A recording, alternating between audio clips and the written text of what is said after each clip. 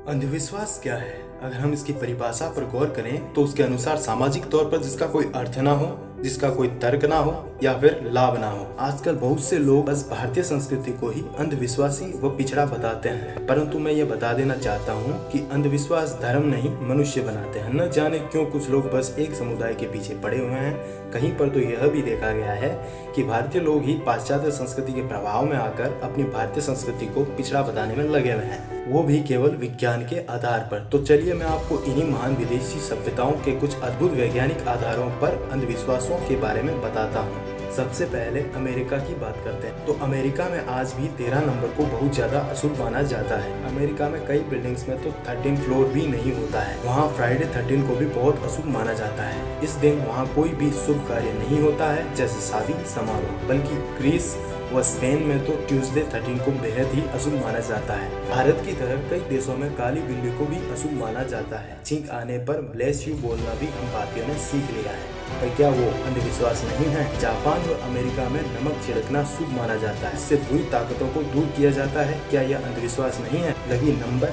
Lucky colour या फिर किसी वस्तु को लकी मानते हैं, तो क्या यह अंधविश्वास नहीं है? गौर किया जाए तो हर समुदाय, हर समाज में, धर्म में अंधविश्वास है। फिर कैसे केवल भारतीय संस्कृति ही पिछड़ी हुई है? वास्तव में हम सब अंधविश्वासी हैं। क्या पादरी, मौलवी अंधविश्वास को बढ़ावा नहीं दे रहे हैं? फिर कैसे केवल पंडित ही गलत हैं? आप स्वयं विचार कीजिए कि क्या आप इसमें पक्षपात नहीं कर रहे हैं? आपको स्वयं नहीं पता है कि अंधविश्वास क्या है? चलिए मैं आपको कुछ यथाकथित भारतीय संस्कृति के पिछड़े और अवैज्ञानिक विज्ञान बताता हूँ। जैसे पेड़ की पूजा करना। हमारी संस्कृति में पेड़ों की पूजा प्राचीन काल से चल रही है। उन्हें काटना पाप माना जाता है, तो क्या यह अंधविश्वास है?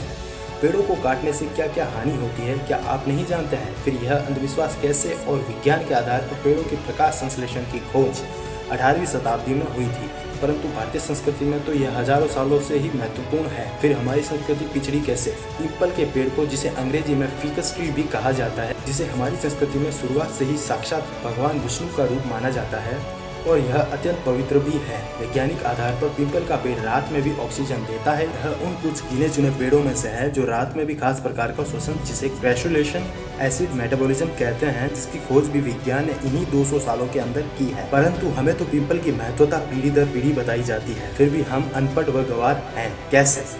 आप स्वयं ही फैसला कीजिए। हमारी संस्कृति में ऐसे कई अंधविश्वास हैं जो कि वास्तव में अत्यंत ही महत्व के हैं, परंतु कुछ ढोंगियों व मूर्खों की वजह से उन्हें भी अंधविश्वास का नाम दिया जाता है। तो फिर उनके वैज्ञानिक तर्क अब साबित कैसे हो रहे हैं? हाँ, यह अवश्य है कि कुछ कुरीतियां हमारे भी समाज में हैं, जैसे बाल विवाह, सती प्रथा इत्यादि। परंतु क्या इनकी वजह से हमारे पूर्वजों के उस अतुल्य ज्ञान को नकारना सही होगा? दिखावा ना करें व सुनी सुनाई बातों पर विश्वास ना करें, क्योंकि ऐसा करके तो आप खुद ही अंधविश्वासी बन रहे हैं। अतः मैं एल्बर्ट आइंस्टाइन की एक बात कहना चाहूंगा कि धर्म के बिना विज्ञान अपंग है व विज्ञान के बिना धर्म अंधा। अतः अंधविश्वासी नहीं, समझदार बनिए व स्वयं पता लगाइए कि अंधविश्वास क्या है और विश्वास क्या है।